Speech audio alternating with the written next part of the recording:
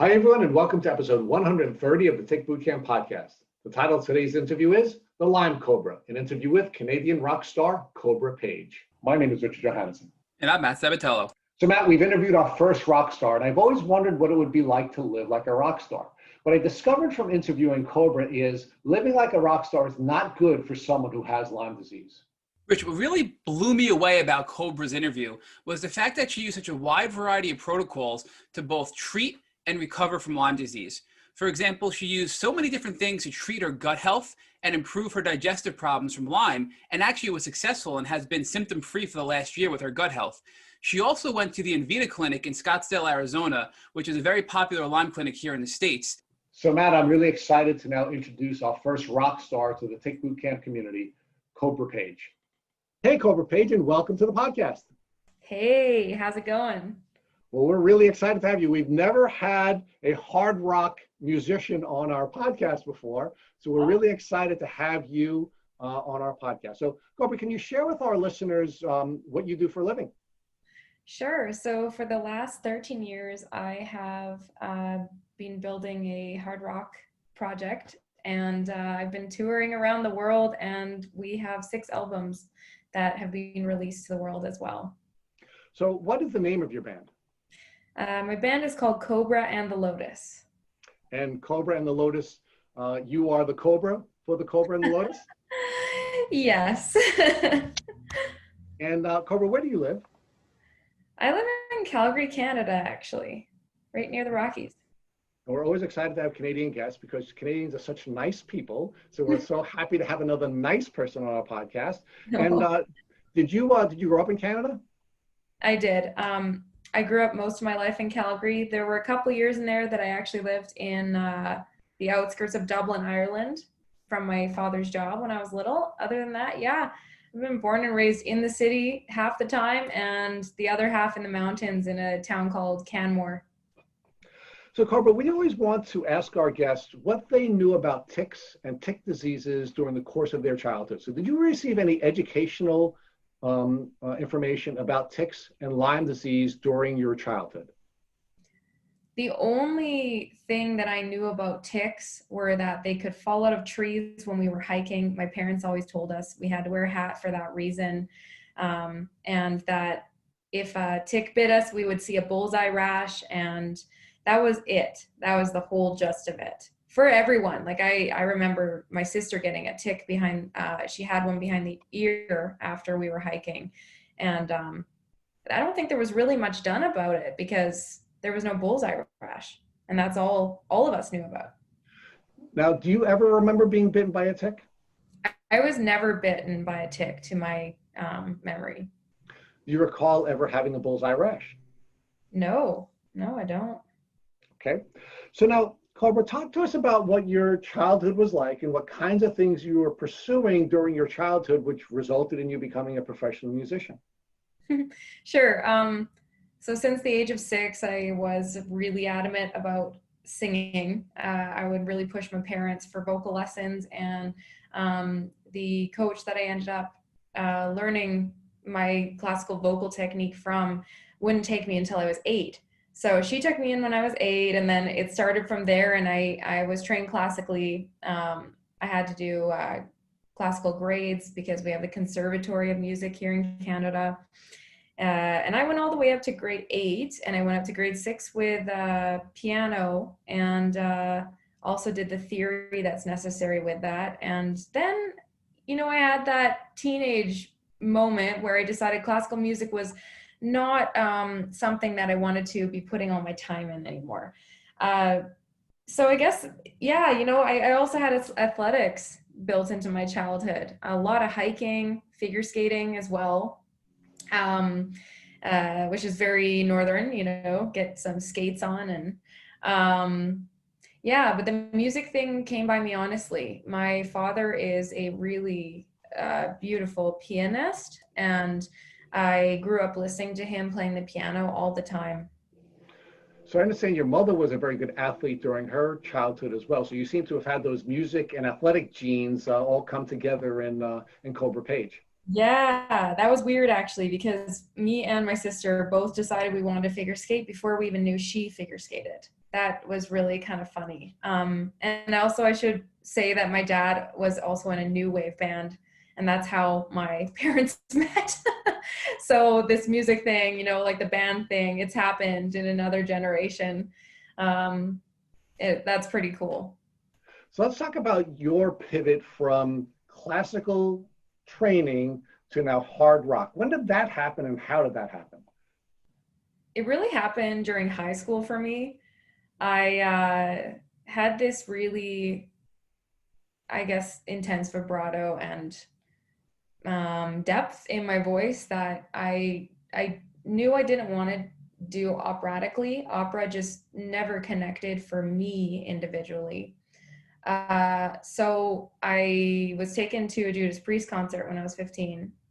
My dad actually took me, and he exposed me to a lot of things, and music wise. And when I saw Helford singing the way he was, and with the way the instruments, you know, paired with that vocal, I was just like, okay, there's a place for my voice. And that was where that click happened. And then I got like a little group of friends together in high school, and we started playing a little bit here and there, trying to do covers, you know, like we did like Motley Crue covers, very simple things.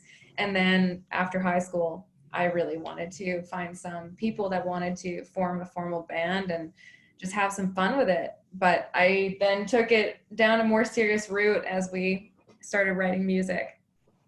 Let's talk about that route. How did this now desire that was I guess generated from you going to this concert with your dad become ultimately the career that you've had, where you've now put at least 6 albums into the world and you've now toured the world with your band? I gotta say, my dad is a big catalyst for a lot of the moments that were big, groundbreaking movements for me pushing forward with the band. And the second big thing that he did was when I was in university during my second year, it was in natural sciences, and he told me that I was a perfect age to focus on the band. Just get odd jobs and just like try it out, see where it takes you, because if you're passionate about it, you should just try it at this age, and you can always come back to school. And so he was really, yeah, that person that made me get over that fear. And because I actually honestly wouldn't have probably considered it. I was going to finish my degree, and so I did that. I left university and I just started, you know, doing bartending and all these things, random jobs, whatever would fit in between touring, and started to tour anywhere Canada will basically take the band. And that's when we started to grow as writers and musicians, and my vision of it grew. And then it just turned into something until the eventual first signing on our second album with Universal Music, which was really a big deal in 2012. And that was kind of that is the point in time where it became very serious to me this is like my career. I'm looking at it that way. So talk to us about how the band, the touring, and the albums developed from that moment in 2012 where you had you had been signed by Universal. Well, I would say the leap in songwriting was very big, as well as just the authenticity and how I was using my voice as well. I had gotten a lot of very good constructive criticism, I'm just going to say, some of which are now people in the media that have been some of my biggest cheerleaders. But in the beginning, we're like, I'm not even going to write about this first album because I don't know what you're doing, you know, with your vocals. And so there was just a huge evolution, I would say. And then it just kept going. Yeah, I think that's the biggest thing, was just becoming a little more authentic to what also my body was meant to do. Because I was singing in a way that was hurting me when we first did the initial recordings. It was because I was a teenager when I started it, and I really had those ideas of the sounds that I liked, but maybe those weren't my personal sounds that fit my voice, and I had to learn that way. And that actually came through the first tours that we did, through the little like you know, I always call them like shit holes, like little like holes in the walls that across Canada where they just like take you and there's one person there. And we did so many of those, you know, and it was through that I learned I got to use my voice in a different way, the way it's meant to be used. So talk to us about going from the shitholes to now where you ultimately went to. Talk to us about the touring, what countries you went to, what stadiums you played, and how that changed once you became comfortable with who you were and believed in who Kobra was.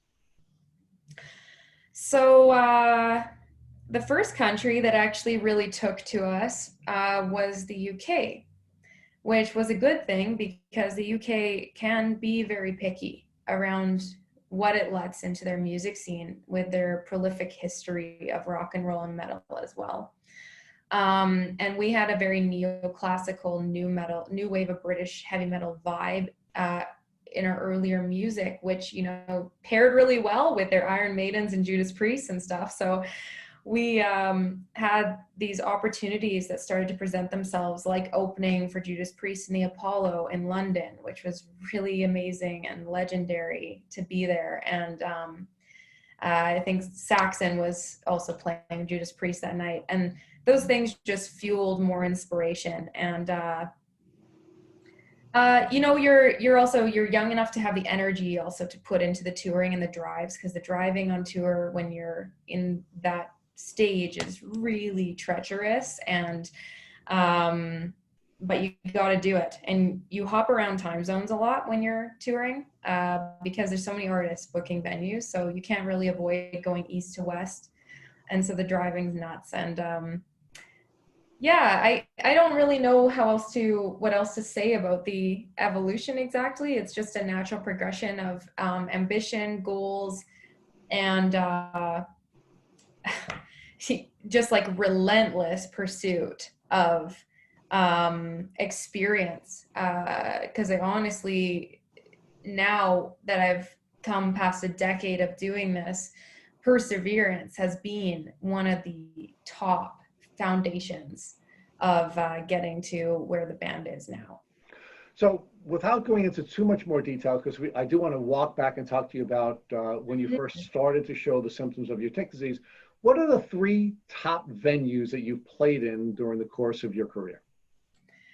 Oh, the number one for me is definitely the Bridgestone Arena in Nashville. We played there with Def Leppard and Kiss. We were the supporting band, and that was just one of the warmest arena welcomings on that tour. And it was also full from top to bottom, 20,000 people when we played, which was not the norm across the board when we played on that 23 date spread that we had with them. So yeah, I just always will just cherish that. And I love Nashville. I feel very home at Nashville. Like if I had to choose a music place to be in, it would be Nashville. It wouldn't be LA.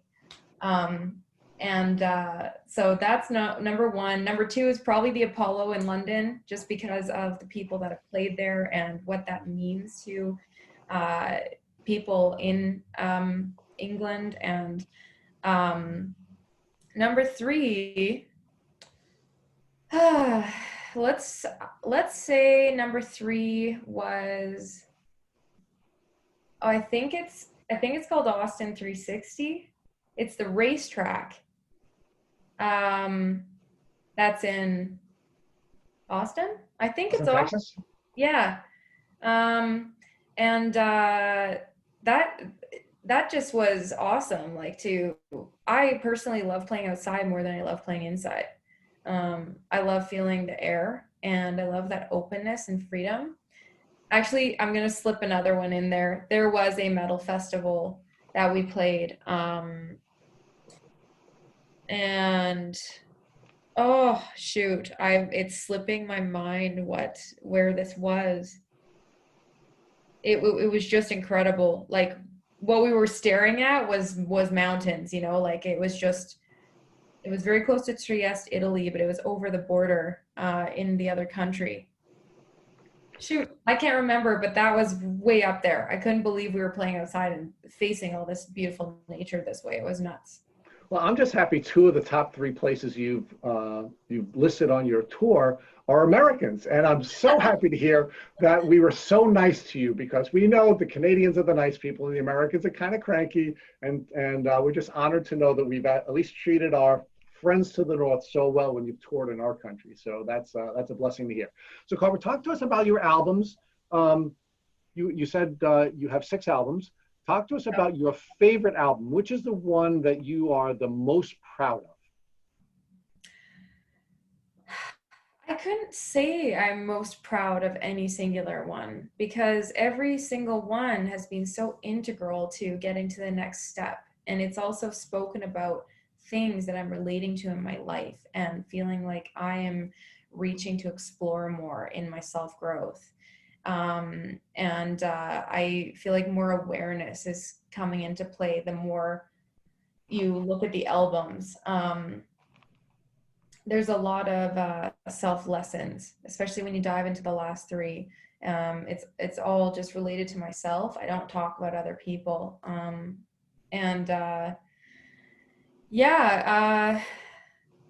I mean, personally, for my taste probably today, I really enjoy listening to the new album and the last couple albums, and that's probably just because I've just grown and my taste changed, you know. But I see, like, for fans of our music, they still hang on to the album that suits their taste the most, and that is going to be the best album that we've ever made for the history of their time. Many people, the 3rd album is their favorite album. Many people, the last album was their favorite, and you know, the ones in between those are also people's favorites. So it's just, yeah, it's not a one CD answer or love or respect for. Yeah. Now, Kobra, one of the overlays to this journey that you've been on professionally has been that you've also been on a Lyme disease journey. So let's talk about when you first started to show the symptoms of your Lyme disease. Yeah. So in grade 8, so that's about 12 years old, I had Bell's palsy, and it showed up one summer. Usually I would train actually in figure skating during the summer and do a summer camp. But that year I was just not able to do much. I was very fatigued and I had to rest a lot. And I remember I smiled in front of the mirror and half my face didn't respond, and it freaked me right out. So I came, you know, running into the kitchen, and I'm like, Mom, you know, like, half my face isn't moving. Look at this. And so we went to the hospital because we didn't know what's going on, and they did a brain scan. And then I'm not sure how they actually diagnosed it. It must have been blood, but they gave me a round of antibiotics, and it did correct the symptoms over the course of the antibiotics. And the fatigue, you know, it took a little longer for the fatigue to go away, but my face did correct itself. It actually overcorrected, which is really interesting. So for people that actually look at my face very carefully, it's not the same. One side is perkier than the other side, and the side that's perkier is the side that was affected by Bell's palsy, oddly enough. So you went from having a face that was symmetrical to a face that was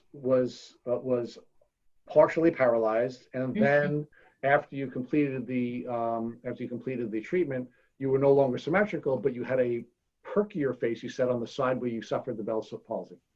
Yeah, and very minute, like most people don't notice. The odd person, when I've gone on Facebook Live, has you know, like the odd person that's not being nice has been like, what's wrong with your eyebrows, you know? And I'm just like, oh my God, like I can't do anything about it. This is from like a neurological condition that happened when I was younger, you know? But I was very lucky to not have super intense damage like our previous Prime Minister, Jean Chrétien. No, so is it the left side of your face that you suffered the Bell's palsy? It is. Can you tell? I can. Yeah. So Yeah. Oh, sorry. it's only because you had mentioned your eyebrow, but your left eyebrow is a little bit higher than your right. Mm-hmm. I Yeah. wouldn't have noticed otherwise. It's pretty wild. Also, my tongue was like split in a perfect line in half with raised taste buds when I had the Bell's palsy active in my system. That was really wild. So now, when you were going through this portion of your journey, did any of your doctors suggest to you that you might have been suffering from Lyme disease and that the Bell's palsy was a symptom of Lyme disease? Not at all. It was a neurological microbial infection, and that's all we were told. Yeah. So now, how is this journey with your early stages of Lyme disease impacting your pursuit of your dreams, both your athletic career and your musical endeavors at that time? So, I mean, there was time for me to go back into figure skating, but a lot of things changed for me around that age. It was when I was starting to feel less close to classical music. And so this is like a preteen age, you know, and the thing with the athletics that really didn't jive for me was the stress that I felt when I had to compete. I was just not good with under pressure situations like that, specifically competitions. So I wouldn't say actually that I can speak to knowing how it affected my life after I was treated for that. I feel like I was relatively normal, you know, but that changed when I was around 18, 19. That's when I started to have super bad inflammation in my body and a whole slew of things, and went into my next chapter of life where I started to investigate further into what was going wrong. And that's when I was diagnosed with celiac and all sorts of different stuff. Yeah. So Kobra, you were feeling good for about 12 years after getting treated with antibiotics for this bacterial infection that caused you to have this Bell's palsy. Yeah. And do you think that's because the antibiotics really helped treat the Lyme disease, but at the time you just didn't know that that's what was happening? Yeah, I do think so. So talk to us more about in 2014, how your symptoms started to develop even further and you got even more sick than you were when you were 12 years old in 2002.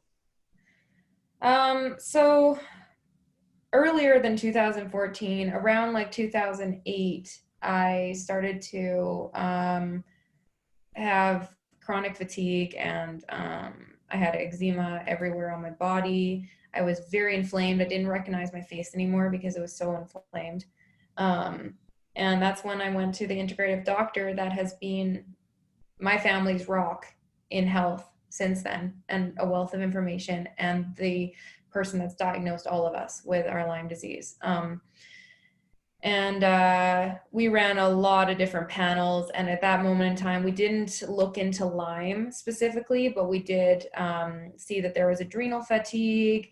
There was that I was a celiac, that dairy was definitely out for me, and I was put on the autoimmune protocol, and that really made a difference for me. I also had an underactive thyroid.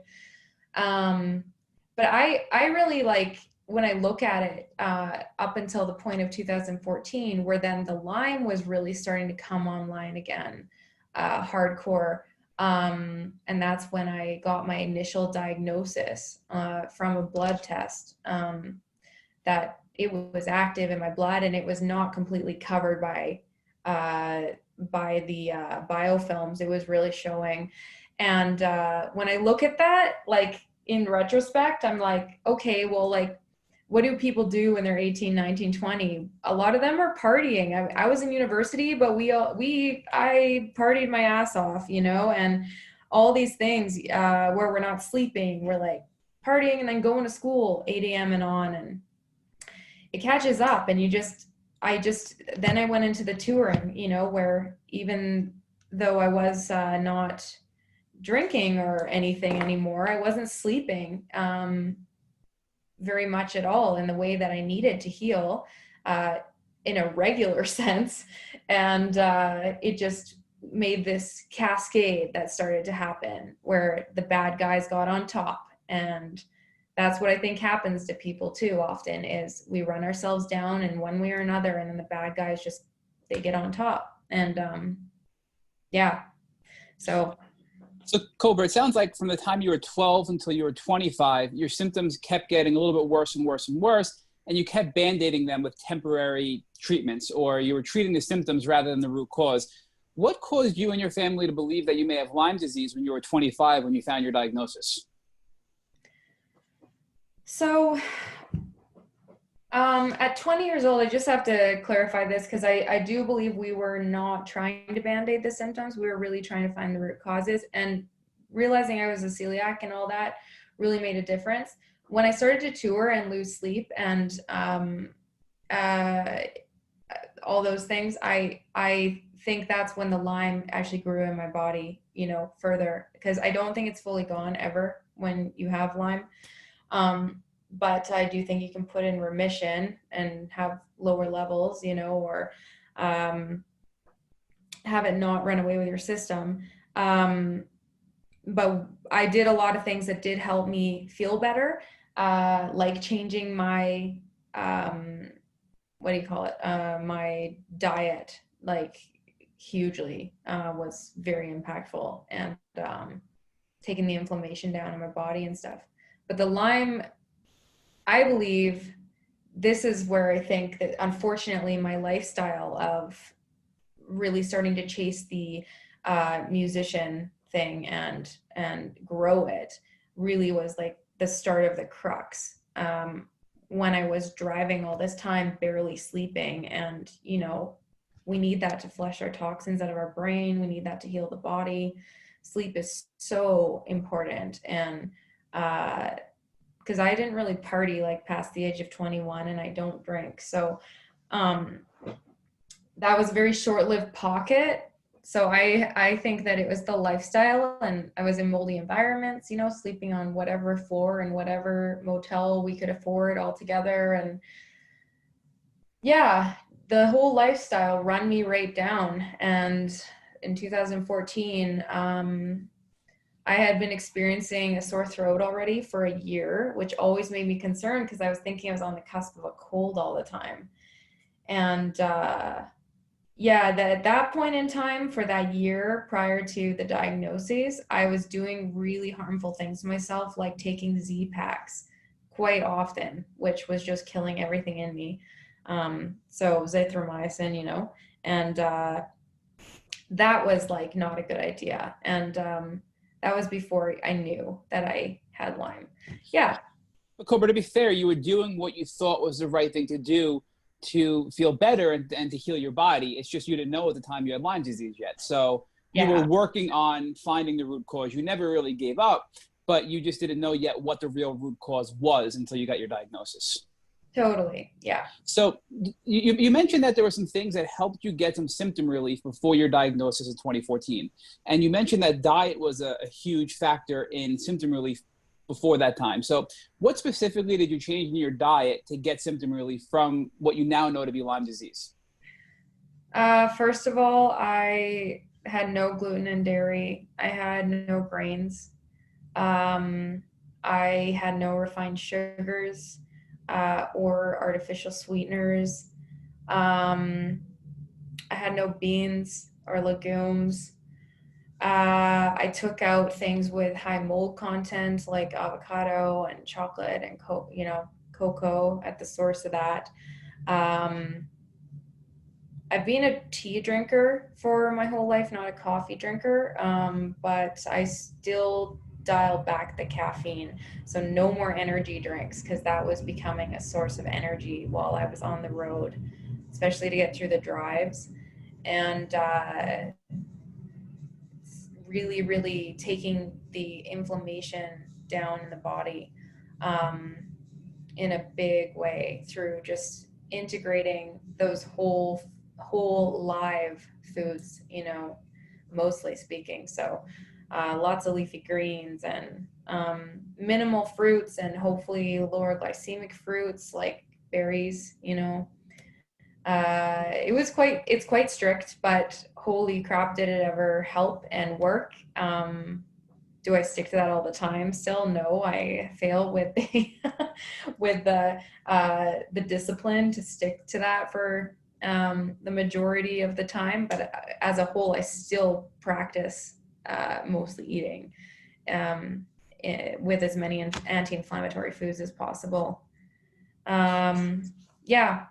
So Kobra, let's talk more about now your actual diagnosis. So you mentioned you had a constant sore throat. You were taking Z-Paks left and right for the year you were on the road, and you weren't sleeping, and you were probably stressed. But what caused you to think that you might have Lyme disease, and how did you get to that conclusion and that diagnosis? Yeah. So this was actually brought to my attention through, unfortunately, the demise of my sister's health. She was really falling deeply into an unwell state. And no doctor, she was one of those people where she was getting false negatives on Lyme disease tests, and doctors were having a really tough time diagnosing her. Finally, they cultured spit here from a doctor in Calgary, Dr. Hoffman, that's helped all of us, in a lab in Australia. And that showed that there was, in fact, Lyme in her body. But it was hiding itself really well in her system.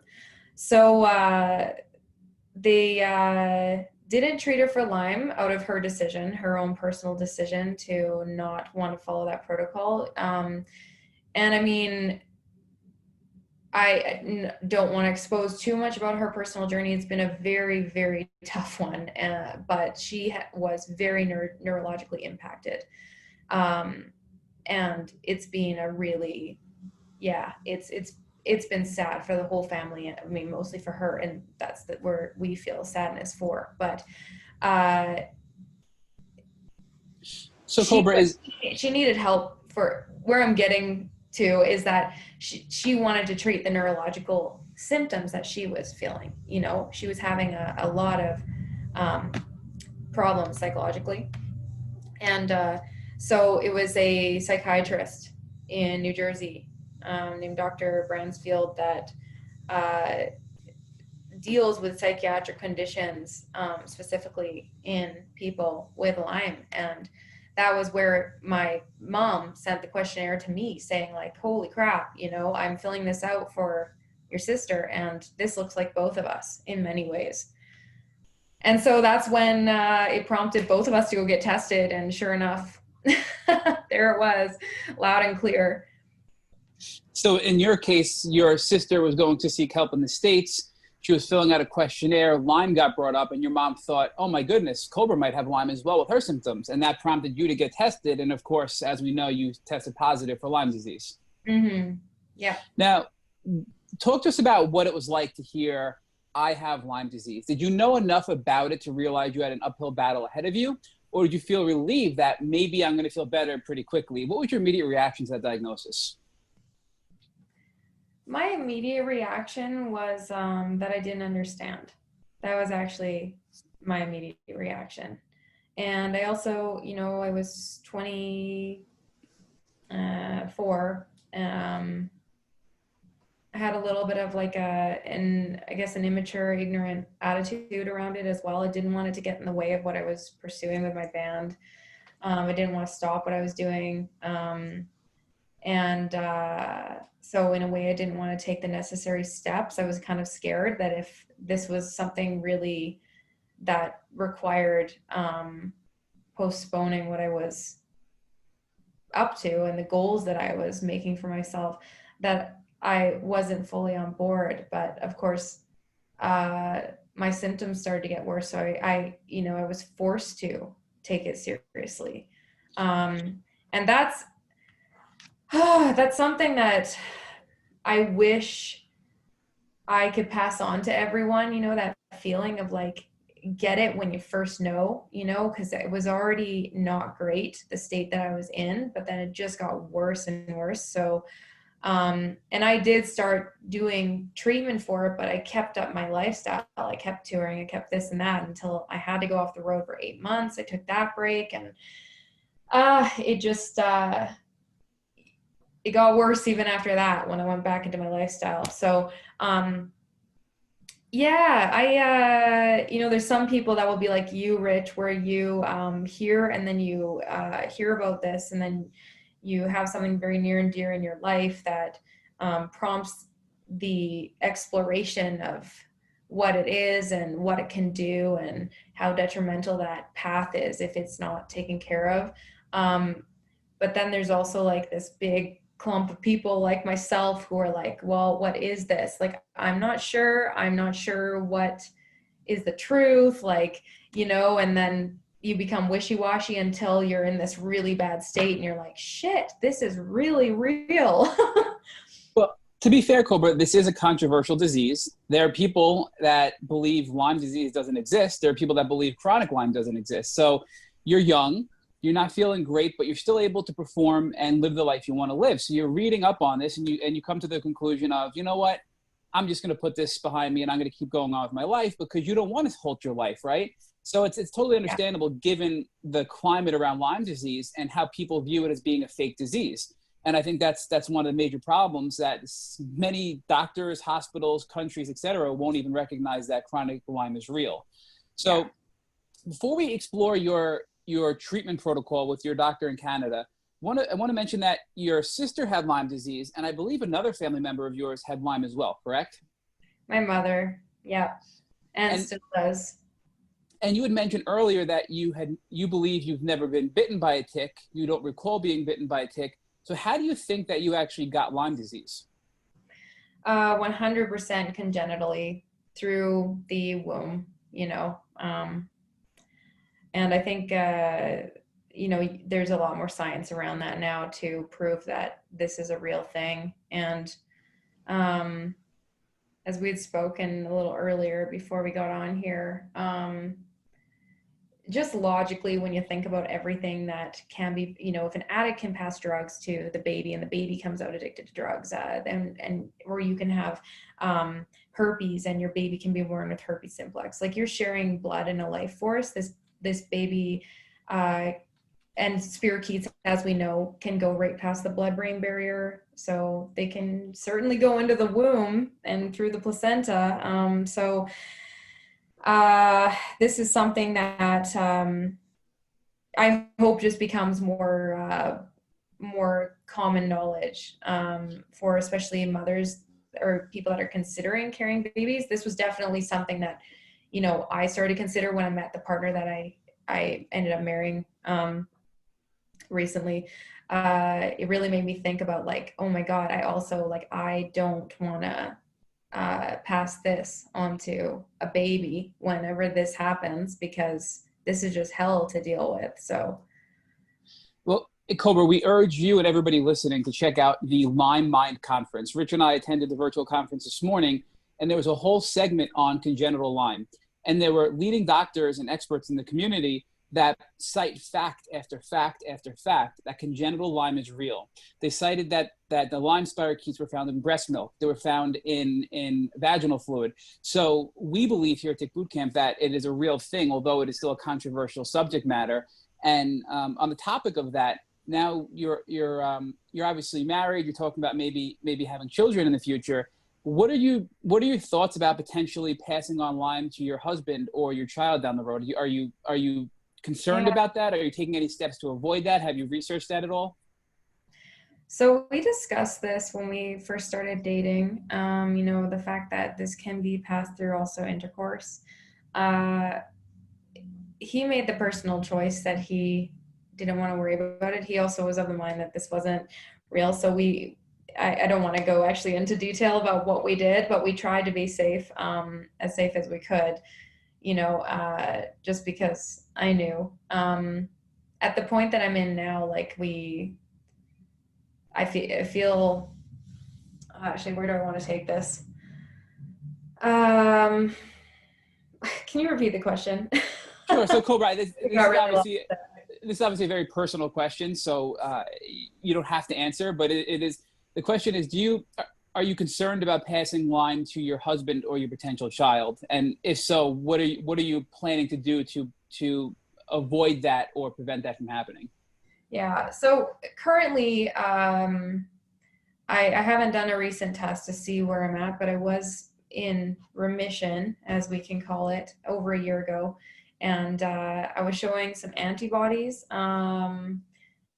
last year in the fall, but I haven't had any tests recently to show, you know, where it's at now. And I mean, obviously, to have a baby, you have to make a choice. You're not going to be able to protect yourself in a certain sense to have that happen. But the fact of the matter mostly is that, yeah, I do and have worried about that. And also, I have really worried about the transmission to a baby. And in the weird way, like the universe works, I wasn't even in the shape or form to have a baby after I came off my tours last year. My hormones went really awry. I think two parts. A, from everything I've been through with the treatment of Lyme disease, and also the care that is so required to also rebuild your body after you've been treated for Lyme disease. I don't think people touch on that very often, but your body, it needs a lot of help afterwards to really support itself after you've been through some aggressive treatment.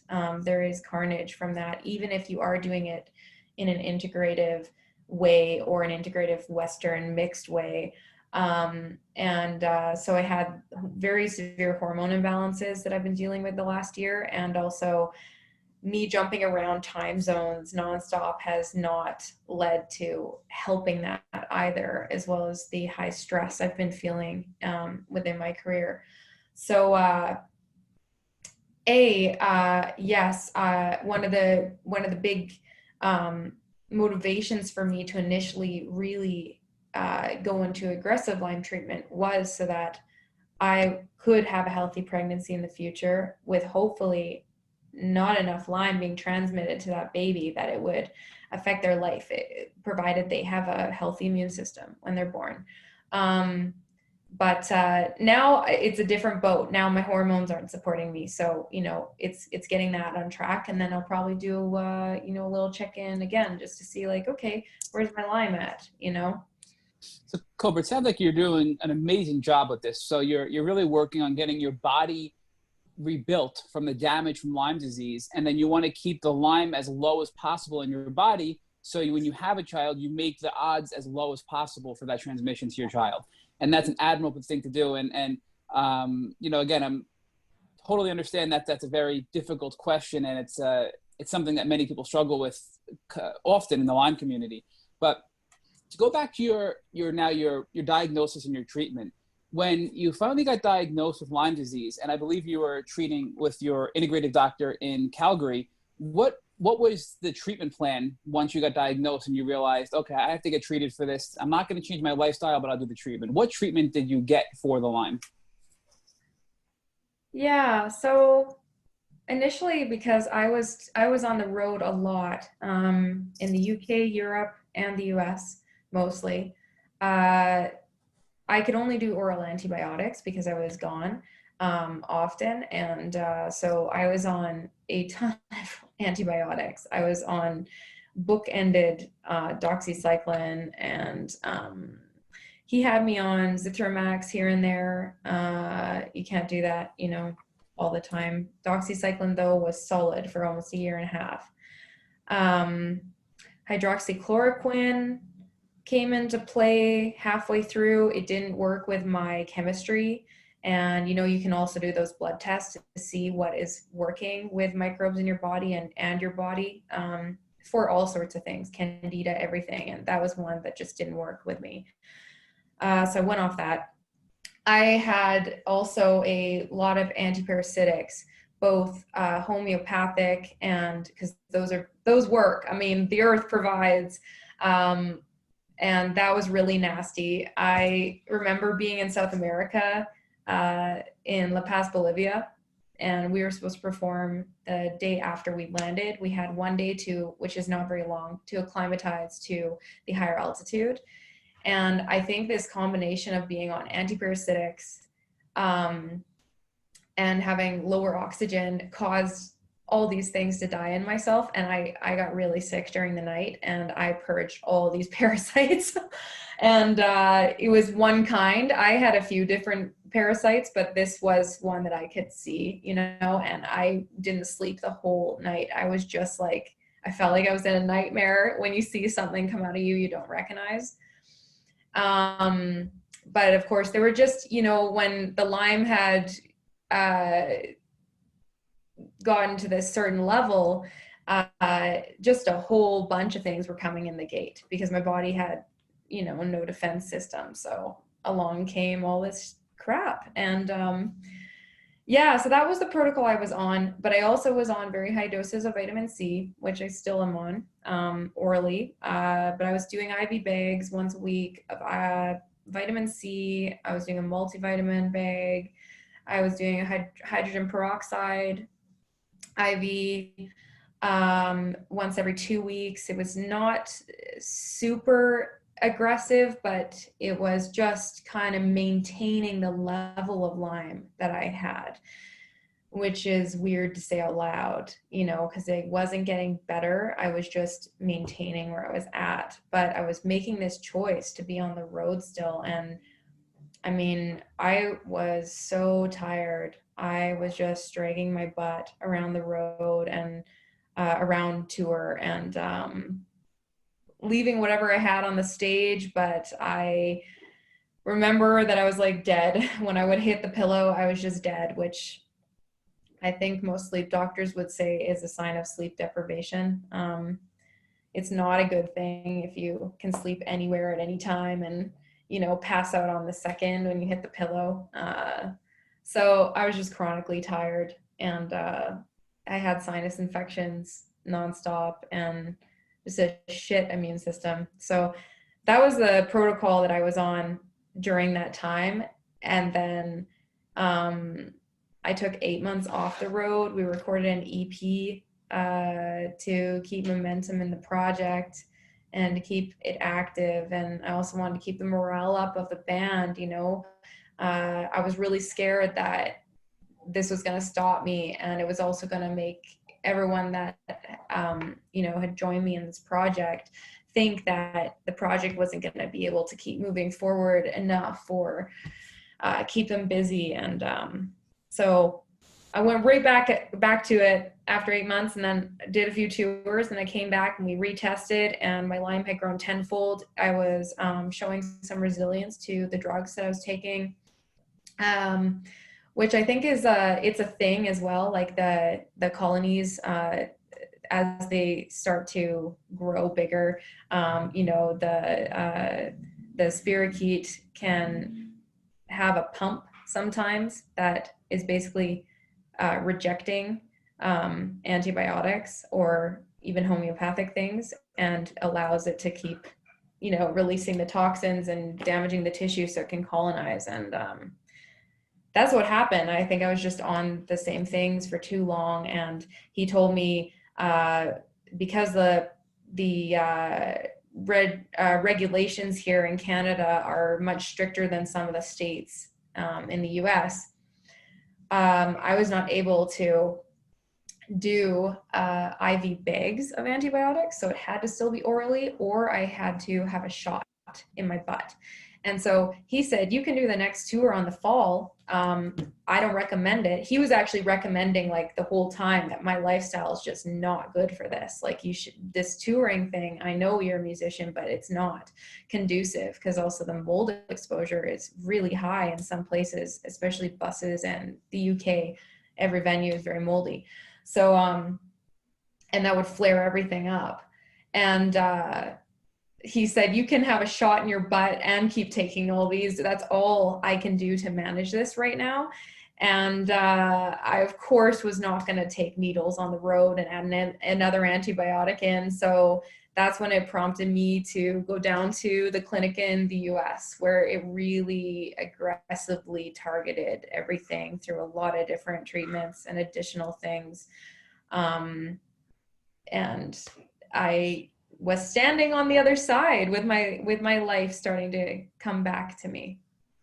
So Cobra, talk to us about how you found the clinic in the US. What research you did or what prompted you to come to the States and go to the clinic that you chose? Actually, this was all my mom. She had found the clinic for my sister initially, and my sister had had some positive results from her first. She was there for 8 weeks, I believe. It was a long time. So when I was told that I needed to add this butt shot in and I couldn't do what she was doing down there, then we made the decision to do this. And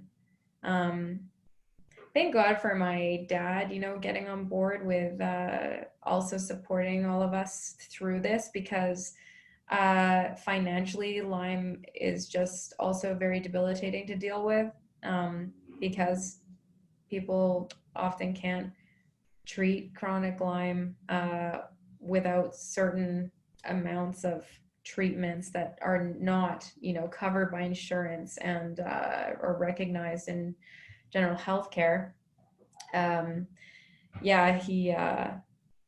He supported both of us going down there, and then my mom went after us eventually. They really wanted to put us first and pay for us first. So that's when I went to Nvida down in the States, where I got the medical port put in, and because they also had veins that collapsed and started to be damaged from all the intravenous vitamins that I was getting through my veins. So I still have a medical port just in case right now, because I have to do some retesting. But that was when it really started to change, was after, like, a few months after my first I think I did 6 weeks there first, and then I went back for another 4, something like that. But that really, amped it up, because it was like, that was my life 5 days a week, and I was only there to target this and try to support my body in a holistic way while I was doing it. So I was doing colonics every day while I was getting all these IVs, and all these different therapies were introduced. I don't know if you want to go into that right now. Yeah, so Cobra, just to put it into perspective, your Lyme was probably at the worst when you left Canada to come to the States, and that's why your doctor basically said, we can't even treat you here in Canada the way you can in the certain states in the United States. So now you come to Nvida clinic, and you start to treat with all of these various different things. So in addition to the IV antibiotics, you mentioned you were on the Colonics. Now, we've heard a lot of mixed feedback based on the effectiveness of Colonics. So for you personally, would you recommend Colonics? Do you feel they've helped you in any way, or do you think that was something that just wasn't a good fit for you? I have heard also mixed things as well from different people. From my personal experience with Colonics, it was game changing for me. And I say that also because I didn't just experience the Bell's palsy, I experienced gut palsy later in my age when Lyme came into play in this big way. So actually, it's embarrassing, but not until this year have I started to have my natural functions actually start to come back. And that's a great sign, of my gut biome starting to improve again, and the right microbes repopulating, and also my vagus nerve not being paralyzed anymore. So for me, colonics were essential, and they were essential on tour, and they were essential while I was being treated. So I am a huge proponent of colonics and enemas. I also think they really helped detox all the toxins that were being released as I was being aggressively treated, because I got really sick, like most people do, when it started to be amped up. The die-off caused like an immense healing crisis, and you just do not feel good, and I felt relief.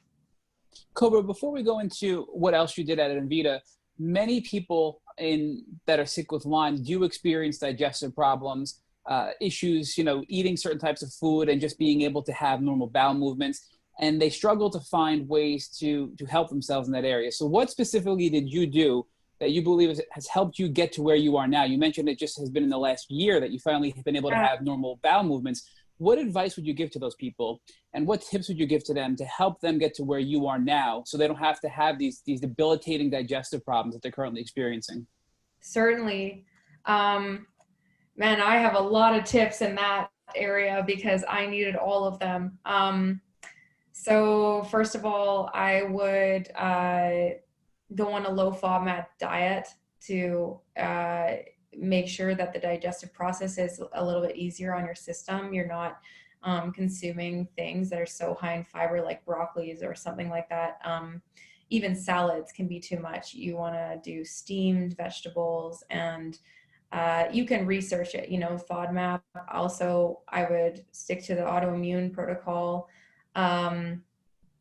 Fasting really helped me. It provided some gut relief, and I still have it integrated into my daily life, intermittent fasting, to make sure that your feeding window is not excessive. Like I was a really serial grazer, eating like sometimes up to 14 hours a day, especially when I was like on the road with really bad schedules, and I would be a night owl after the show. It's really tough if your body doesn't have that time to, rest gut-wise. Another thing is a really great probiotic. I was on one called VSL, but I've actually recently found a great one called Seed. And what I like about Seed is that it has a capsule with prebiotics in it, and it has a probiotic inside, another capsule inside it, so that it ensures making it all the way to your colon, which most probiotics won't.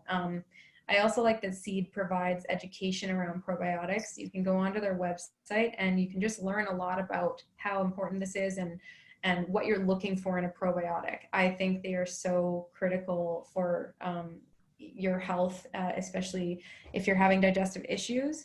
And colonics and enemas can really help. And enemas are great for helping to tone your colon, again, through the practice of retention when you're having problems with bowel movement. So it's really retraining your vagus nerve, essentially. And you want to just try to work your way up to retaining the water inside you for like a liter or 2 liters, up to 15 or even 20 minutes. And that really can help as you're practicing that over time. And what's another thing that helped me? Breathing exercises and gargling can stimulate the vagus nerve. Kobra, on that note, can you talk to us about how the vagus nerve is connected to the gut health? So why toning or fixing your vagus nerve can help with digestive issues for people that are experiencing them? Yeah, well, the vagus nerve is connected to your mobility. If your vagus nerve is not firing or operating in an efficient way, you're not going to have gut mobility. You're going to have very poor bowel function. So that's something that people with gut issues and with bowel movements are going to want to look into, is looking into the vagus nerve and how to stimulate it, and how to make sure it's firing properly, or get yourself on that track again. The central nervous system, which is, part of the vagus nerve, is something that can really be affected as well in a big way for a lot of Lyme patients. And once you have an infection going on in your central nervous system, a whole slew of things can go wrong. And yeah, I guess people don't think about the gut aspect, but your vagus nerve is like a key player for what is coming out of you or not coming out of you. And Kobra, you had mentioned that there were some simple things people can do to help tone their vagus nerve. So you mentioned gargling and potentially humming. So are there any other tips you can recommend for people to do that are easy to do in their everyday life that can help tone their vagus nerve and potentially help them with their digestive issues that they may be having? Yeah, they can start by gargling 3 to 4 times a day at different increments, and you'd have to gargle for like 3 to 5 minutes. It's not actually very much. You just got to put that effort in. There's breathing exercises. I would just go online and search for breathing exercises to stimulate the vagus nerve. I know that actually mindfulness practices can, through the fact that they bring you out of a fight and flight mode and more into like an alpha wave level of the brain where you have slower wavelengths and you're more relaxed, that can also help stimulate the vagus nerve, because you're relaxing, you know, that whole system that might be a little hyperactive during the day in a way that's really wearing you down. So mindfulness practices also they can be in so many shapes or forms. Like if you find a really restorative yoga practice, or but yeah, let's just stick to the simple things. Breathing exercises, humming, same thing as gargling, 3 to 5 minutes, 3 times a day, 4 times a day. What else can you do? There is a natural diuretic if you really need some relief. This is not a long-term answer, but I do take Super Cape Aloe, it's called, here and there if I need some help. And that way you're not taking a medication or a drug, and you're not also taking like a diuretic in a medical form, which the diuretics, they cause spasming, you know, which is not the most healthful way for your gut to behave. Like spasm's not really the best answer. So Super Cape Aloe actually draws water into the intestine. And I think you can also use psyllium husk for that as well. These are just supplements that anyone can buy in a health food store. And it's a very natural and gentle way to promote movement. Yeah. Cobra, these are really great tips. But now moving on to your treatment at Nvida, you mentioned the colonics, you mentioned the IV antibiotics. What else did they do in your I think you said 8-week window at the Nvida clinic? Yeah. So I'll walk you through what a typical day would look like. I get there around 8 a.m. and first they would take my blood pressure. They'd weigh me again, because some people can be very underweight. And they would start by doing an oxybosh. So they would pull a big tube of blood out of my port, and they would go and oxygenate it, you know, through ozone treatment, and then they would push that back into my system, and that's how we would start the day. And then we would do high dose vitamin C bags a couple times a week. My tolerance was fairly good around that. So I got all the way up to 50,000 milligrams in a bag, which is very high. I guess they would call that like an infectious disease level of vitamin C IV. We did chelation for heavy metals in the first week of my treatment. And I had also done that here in Calgary. And then we checked the levels of heavy metals in my urine again later on to see how that had improved. And I did something called IRAD, which I think is fairly unique to the clinic. I'm not sure, I don't think this is practiced in a lot of clinics, but it was really interesting. It was introduced about 3 weeks into the program because you need to first be in a place where your body is not in the worst state. And the first 3 weeks when you're starting to be treated with all these IVs, and because I had I had doxycycline 2 times a week, rifampin 2 times a week, azithromycin up to 2 times a week, and these are all in a bag. I had hydrogen peroxide 2 times a week, amino acids for your own bodily support, and 3 weeks in, I did this IRAD, which was to cross the blood-brain barrier. And that was really wild. So that stands for insulin receptor antibiotic delivery. And what they do is they use insulin to put the body into a hypoglycemic state, making the cells really hungry for glucose. And once you've dropped down to a certain number with your blood sugar, they'll release the antibiotic with a little bit of glucose, and it goes right into your brain in a more effective way. I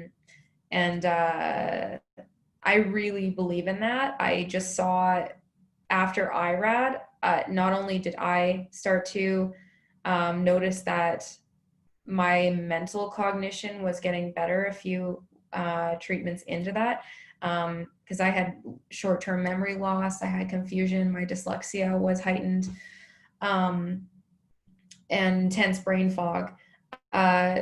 I didn't notice just that I improved. I noticed that other people improved, like people that weren't walking. It was after IRAD that they started to actually have breakthroughs, like they could stand up and walk with a walker. Or I saw one girl that through the course of the whole treatment, after these treatments, she stopped having seizures. Like, it was really wild.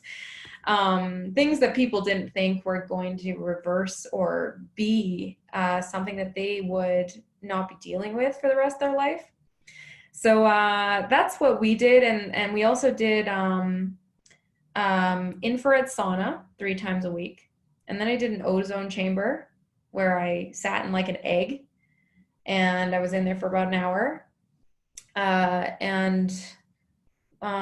Pulsed electromagnetic field therapy through mats that were placed around my body where I was feeling pain particularly, which for me was my joints in my arms mostly, and my groin area, which I also started to have injuries in when I was increasingly becoming more limey. They say that it likes to hang out where scar tissue is, which is kind of interesting. So that was my whole, encapsulated treatment while I was there. And then I was, and glutathione too, intravenously. And when I came back the second round, they actually introduced an antifungal because my candida became systemic from all of the antibiotics I'd been on for 2 years. And that was also really bad because candida, when it gets out of control, it's just so toxic and affects you in so many different ways. And I don't know if I would recommend the antifungal bag because I had adverse side effects, but I was interested in trying it. It was a new IV at that time, and maybe it's gotten better, but I don't think it was ready to be out there yet. So Kobra, talk to us about your health when you left the first time. You arrived there when you were at your worst. You obviously had some herxing reactions, but you worked to detox and do other techniques to reduce that as much as possible. But at the end of your visit, before you went back the second time, describe your health for us. So when I had left Nvida initially, I was very tired for a couple of months, and this was to be expected. I also experienced depression as my body was in the middle of the herxing and as it was continuing to detox and reboot after all this heavy inundation with antimicrobials and everything. But the first thing I noticed was that my sinus infections were gone. And to me, that was just so normal to have sinus infections. And I couldn't believe it. And for a singer to not have sinus infections was just like a glory day. So I was like, this is amazing. And then it just slowly got better from there over the course of 4 months until about 5 months later, I was like, wow, I feel like a normal person again. I don't have brain fog anymore. I feel strong. I'm not having muscle injuries when I'm doing simple things in the gym. Like, I was holding a Swiss ball in between my legs and my muscle strained in my groin. It was just crazy. These things weren't happening anymore. I was sleeping better at night. My joint pain was also dissipated to almost nothing. I still had some pain coming from my shoulder down, but I wasn't having like the fibromyalgic symptoms that I had been experiencing in my hands, particularly where I couldn't hold things in my hands. So just everything was starting to reverse itself and disappear until virtually, yeah, I didn't really feel like I felt very well in a way that I hadn't felt in a long time. So Kobra, what was the time frame between your first visit and your second visit back to Nvida? It was about a year. And so I believe it was 6 months we waited until we retested. And there was reasoning behind that. You know, you have to give your body some time, especially to have truer results regarding antibodies and things like that. And my sinus infection started to come back about 7 months in, and I started to feel a little tired. And we retested, and it looked like it was still active, but the levels were significantly lower, like lower than when I had started the oral antibiotics. So I just went back there, and I did 4 more weeks, and that's when we also did, or I did 2 weeks actually. Now I'm remembering, it was actually significantly shorter, and it was shorter than my sisters and my mother's because I had made such great improvements. Yeah, we did it for 2 weeks, and that was a year later. And after that, it was just, we waited a year, and then in that test, it was in remission. There was just nothing active showing in my system in a big enough way to show up in a test. And of course, we did multiple tests. You know, doctors always do that when they're treating Lyme. So, and I felt that way. So my feeling and my symptoms or lack thereof went hand in hand with the results of the test. So Kobra, would you credit Nvida with being the clinic or the reason why you're in remission? I would first credit the doctor here, Dr. Hoffman, because he is just brilliant. And if he didn't have the regulations that were placed, I mean, they've also tried to shut down his practice numerous times, and he's just pushing forward and finding ways to persist. And he has diagnosed so many people that went on to then be able to find the resources they needed for the stage they were in. But I would give a majority of how I got on the right path, and still to this day am managing to take care of myself in a better way because of that doctor. He's an integrative doctor.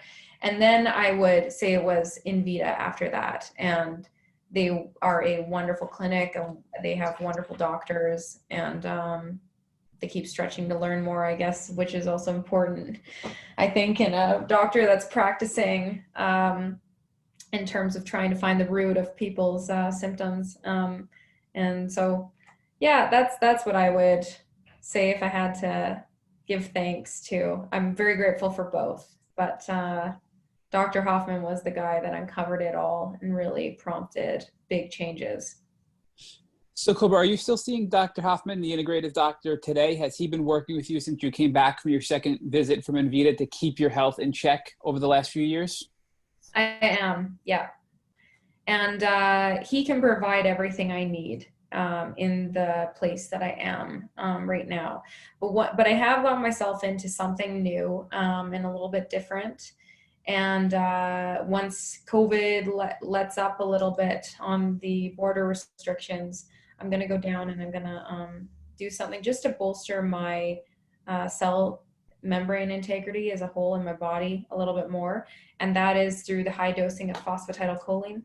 Right now, I'm currently on a oral phosphatidylcholine regimen, and I just think it's unbelievable what it does. And not just for me, but for other people. Now, like, I have my husband on it, and it's crazy. It will start detoxing anything out of anyone.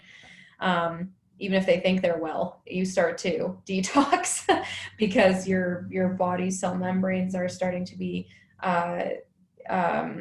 bolstered by this phosphatidylcholine that it usually would have, but that decreases in our age. And that's something new that's been introduced in the last half year, that I think maybe I might stay on for the rest of my life. I think it's been incredible. So you mentioned you're going to come to the States when things loosen up with COVID. Is that another thing that the level you want to do it here is not permissible in Canada, so you feel you need to come to the States when things loosen up again? Yeah. So because I still have this medical port, I figured that I should use it to my advantage, and I haven't had children yet, and I haven't been in a well enough place hormonally to entertain that idea yet. But it is on the mend, and it's in the right track. And what I can do in the States that I can't do here is I can get the phosphatidylcholine in a higher medical dose through my port, which just increases the speed of cellular recovery and benefits that you get from this. Just, you know, tenfold, like it's dramatic. So I can do it here, but it's slower, a lot slower. It's just oral, you know. And now I'm really like on a biohacking kick, and so I'm going to do anything I can, especially now as the time has presented this opportunity to really take a good look at everything as well, and what I've been through and what I would like to be able to bring to the world in my next chapter of life too. And I haven't quite figured that out yet, but I want to try some things on myself too, and this is one of them. I want to just do whatever I can to optimize my body and bring it to its optimal state. So Kobra, this is probably a very hard question, but I have to ask it. You've done a lot of different therapies and treatments between Dr. Hoffman in Canada and Nvida in the States. If you had to say what your top treatment for Lyme disease was, for you personally, because we know it varies for everybody, what would you say for you was the most effective treatment you received? Bar none, the most effective treatment is to just nip it in the bud with IVs, with the integrative support that you need to support the body while it's having this immense inundation with the antibiotics, and the integration of all those things that I did. So I would say, like, if your Lyme, you know, is starting to affect your quality of life in any way, I would, if you can manage it, check yourself into a place like Nvida and bypass the whole prolonged oral antibiotic situation and everything, because I think I could have saved myself some of the anguish that I've had with restoring my gut's microbiome if I hadn't had such a prolonged period on antibiotics. And the oral antibiotics, I mean, it wasn't cutting it anymore for my body. And I really, in hindsight, wish I could have just had that really aggressive therapy right off the bat that coupled, you know, supporting the body with the westernized medicine, the whatever that phrase is, like necessary poison sometimes if it gets to that stage. But that's what I would say. I would just go right for that kind of protocol. Kobra, Around. Kobra, let's talk about mindset for a minute. I mean, you've accomplished a great deal and you have tried many, many different protocols, as Matt had suggested. But I'd like to sort of look back at your mindset, because it seems to me that you sort of have some regrets about the treatment path you've taken, because you didn't take as aggressive a treatment path early on because you were pursuing your career, and the career path that you were on didn't permit you, at least in your mind, to go through a program like the Nvida program. So what was your mindset when you were going down this path, and why did you allow yourself to continue to essentially take all these antibiotics and essentially prolong the treatment journey when you were on tour? I think first and foremost, you don't know.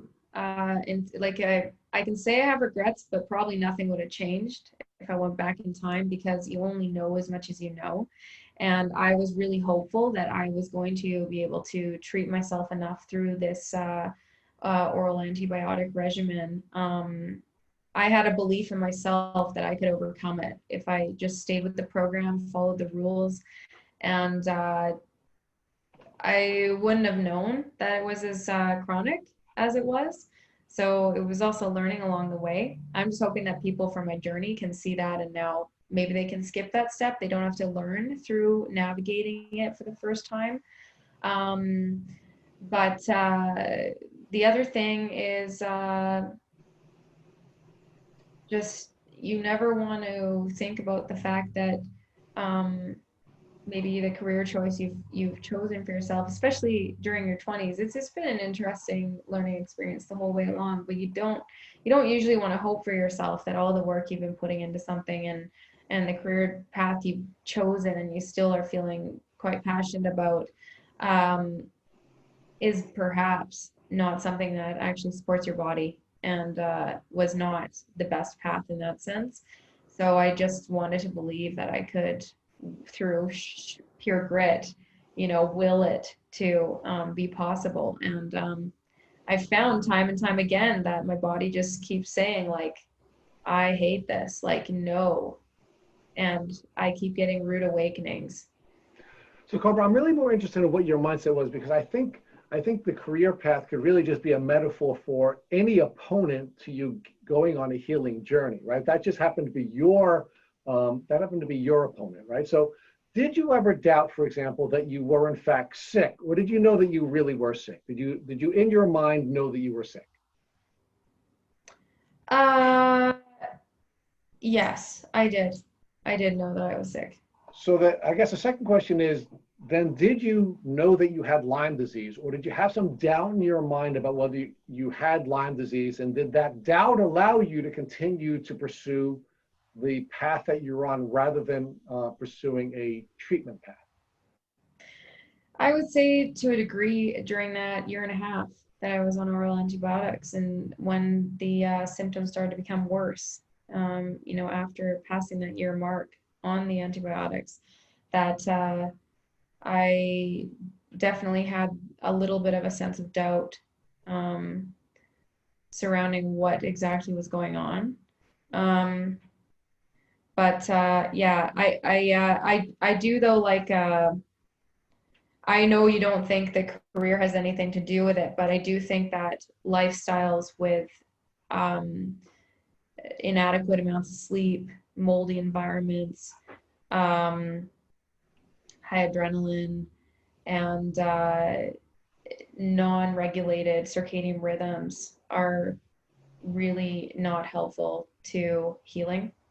I don't know. I certainly believe that all of those factors that you just outlined are immune disruptors, and as a consequence of the immune disruptors, you were getting sicker and sicker and sicker. Yeah, But I'm really just focusing more on your mindset, not on the tactics, right? Because sure. at some point, your mind had to betray you. Your mind had to tell you that you didn't need to treat, right? So we see it in one of three different places. Sometimes we see people just believe that they're not sick. That's just sort of their body, and they're, and that's the way things are. Sometimes we see people say, yeah, Lyme disease is not real, and that's why I don't need to go forward on the treatment path. And in some cases, we see people just not believing that the treatments would work.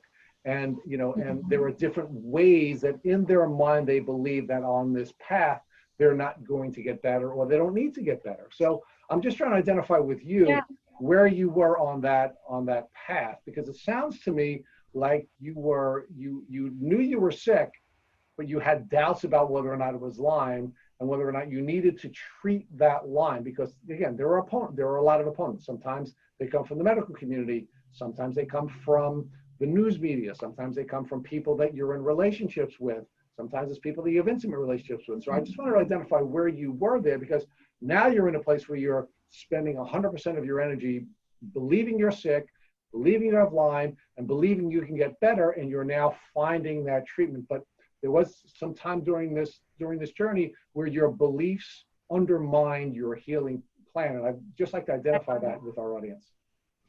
So my mindset specifically was actually that I think I was just generally uninformed and a little too optimistic. I really thought that because it wasn't that it wasn't aggressive still what I was doing. I mean, I was taking like 2 to 3 different oral antibiotics 2 different times a day, different supplements to help my body through the detoxification and supporting the organ and cellular function.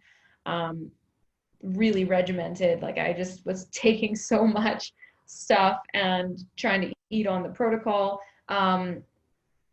I just really thought it was going to be enough for me. That's what my mindset was. I thought like, great, I'm going to do this and it's going to get me to the other side and I'll just be looking back at it, you know.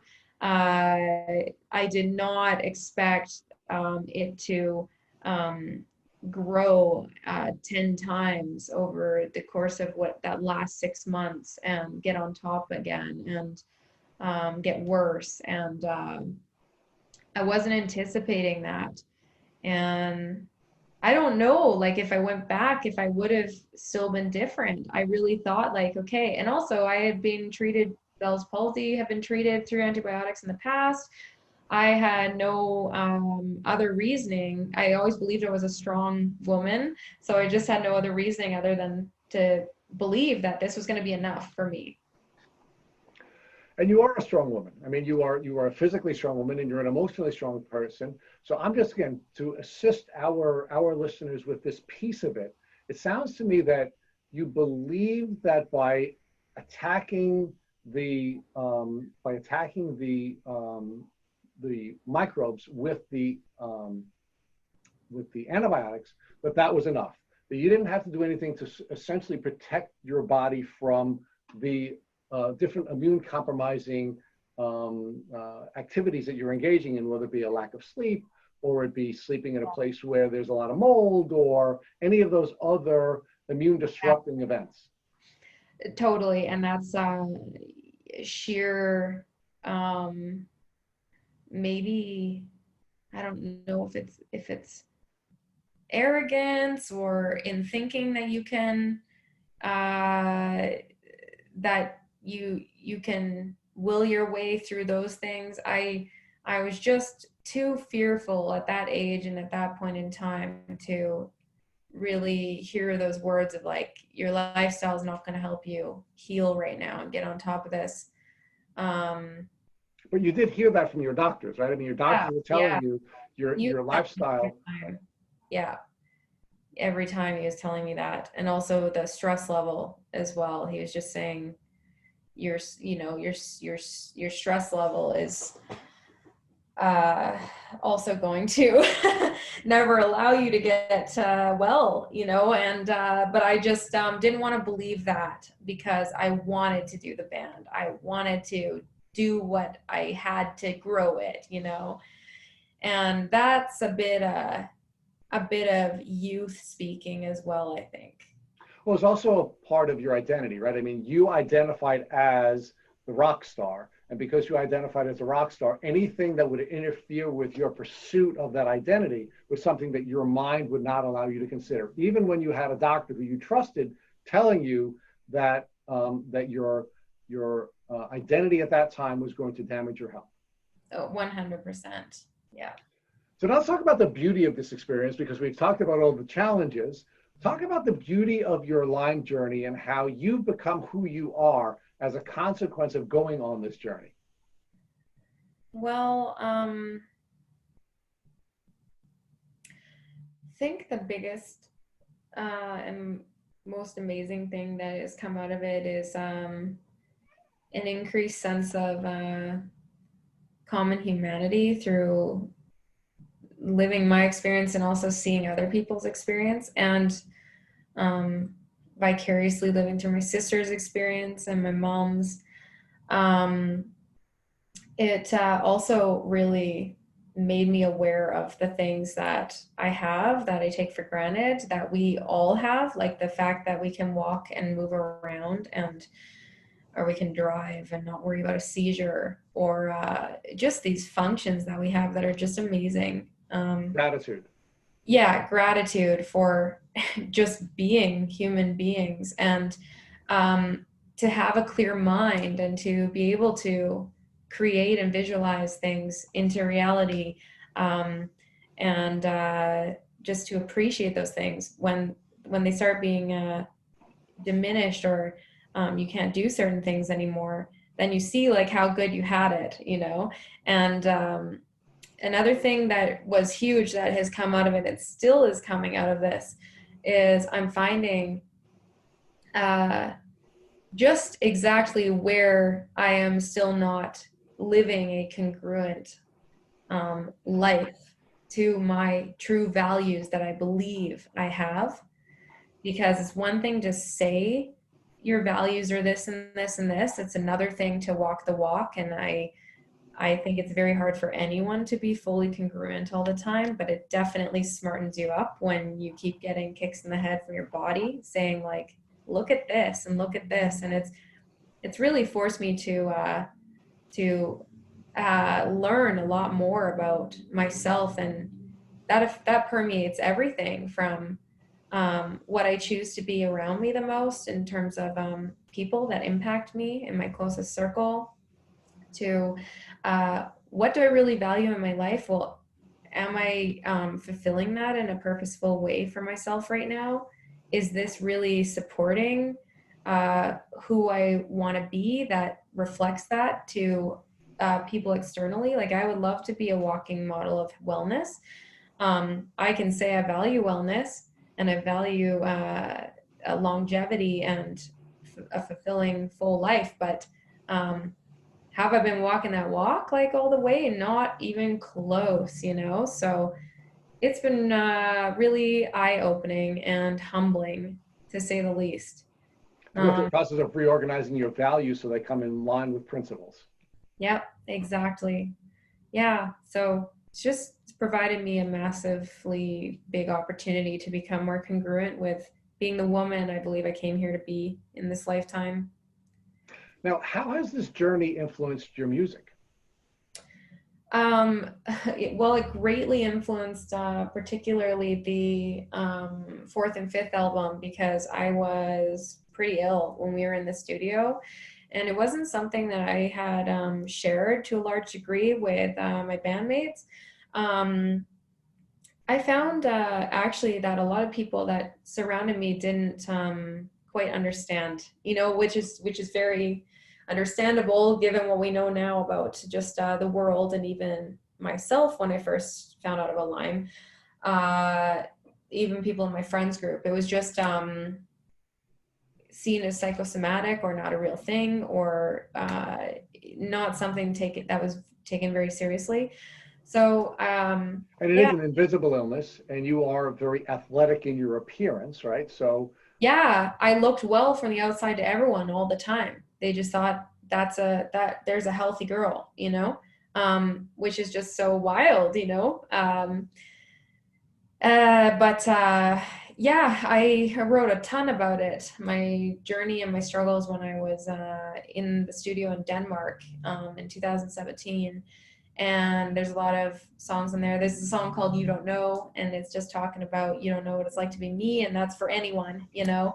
Um, Actually, like, no one knows what it's like to walk in another person's shoes, and we just don't have that perspective, because we only can have our perspective, truly. And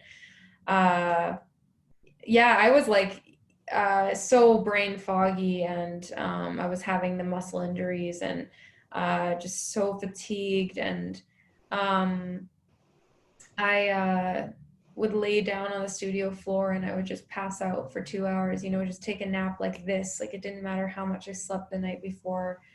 I just always needed to take naps, like, and I could sleep anywhere. And yeah, it really impacted those albums. And what's so cool though is that it was um, it was impactful for people in their own journey, you know, Lyme or not. Just speaking from a very vulnerable place in the way that I had turned out to be very powerful for people in their own lives. And Lyme definitely made me want to come forward with my lyrical content from a very vulnerable place. I had mostly written storytelling before, and this time I was talking from a really raw place, and it just, I think, was a turning point for the music to also speak more to people that found our music. So I have one more request. I would love to continue to have this very deep and powerful conversation with you, but we've already imposed, on 2 hours of your time. So I'd like to ask you one last question. That beautiful man you're married to, who I've seen walking behind you, comes into you right after we finish this podcast, and he shows you that after going on a hike, he has a tick biting him on his leg. What would you tell him to do so he wouldn't have to go on the terrible journey that you've had to go on? Oh, I would definitely tell him that we've got to go to my doctor or an integrative practitioner. We've got to find someone naturopathic or integrative that's working with Lyme and autoimmune. We got to get that 4-week minimum dose of doxycycline, because I just think what the westernized doctors give you is just not cutting it. It's either not taken seriously or it's not going to be long enough. And this should be general knowledge, that we should have available to us. Some people need even 6 weeks rounds of it, but you got to get on that and you got to treat it right away. And I would tell him to take a probiotic, a great probiotic, and so that he can support himself while the gut's being, wiped out. And hand him a paper with the autoimmune diet protocol so he can just make his own mind up around what he wants to eat and likes from that list, and bolster the immune system in any natural way you can while you're being treated. And I think you could just nip it in the bud right there, and be laughing after that. Thank you for listening to the Tick Bootcamp interview with guest Kobra Paige. To our listeners, we have a call to action. If you'd like to learn more about Kobra Paige and the Lyme disease journey, please visit her Instagram page at Kobra Paige. Second, if you enjoyed this episode of the Tick Bootcamp podcast, please share it with your friends by using the social media buttons you see at the bottom of this post. Third, Tick Bootcamp has created a Tick Bite Blueprint that has been inspired by the information that has been provided to us by past podcast guests. We urge you to visit our website at www.tickbootcamp.com to view and download the blueprint. Please note we would appreciate any input or improvements you would like to share with us. Fourth, don't forget to subscribe to this podcast on iTunes, Google Play Music, or Spotify to get your automatic episode updates of our Tick Bootcamp podcast. And finally, please take a minute to leave us an honest review and rating on iTunes or on our website. Thank you for listening.